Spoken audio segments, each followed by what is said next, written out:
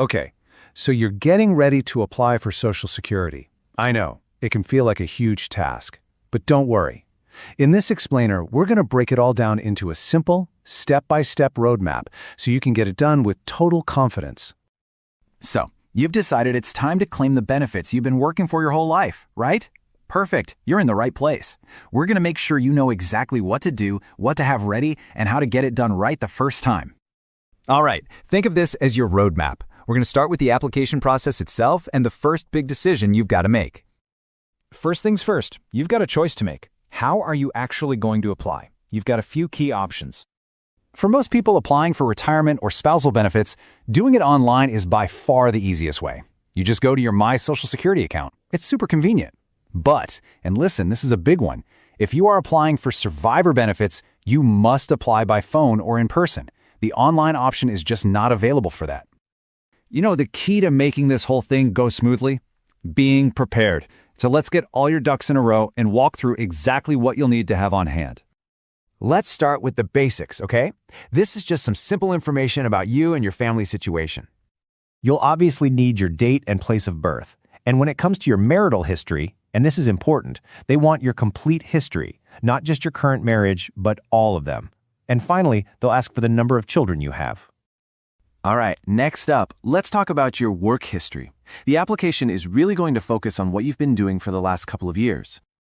So be ready with the start and stop dates for any jobs you've had in the past 2 years, and the same goes for any self-employment income. And hey, here's a little tip. Just grab your most recent W-2 or tax return. It'll have all of this stuff in one spot. Super helpful. Okay, this next part is specifically for those of you who have served in the U.S. military. There are just a couple of extra details you're going to need. You want to have the dates of your service handy. And you know what? It's a really good idea to just go ahead and find your service papers now, just in case they ask to see them. Okay, we're at the last part of our checklist.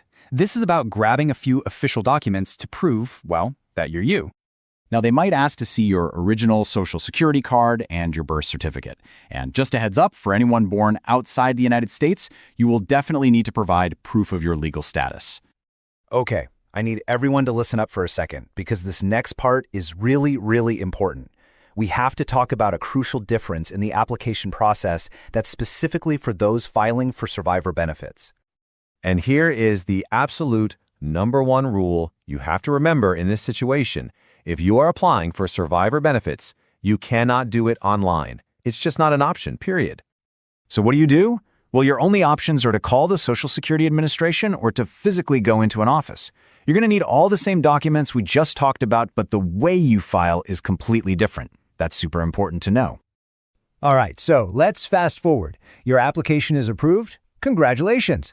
The very last step is just making sure you actually get your benefits. To make sure your money arrives safely and on time every time, Social Security uses direct deposit. So to get that set up, you'll need to provide your banking details during the application. It's really simple stuff. You just need to know if your account is checking or savings, and then have both the account number and your bank's routing number handy. You can usually find both of those right on a check or when you log into your bank's website. Easy peasy. And there you have it. That is the complete roadmap for filing for your Social Security benefits. From choosing how to apply to gathering your documents, all the way to setting up your payments, you are totally prepared for this now. So when you're actually ready to pull the trigger, start your application, or find those official forms, there's one central place you should go. To dive deeper and get even more resources, just head over to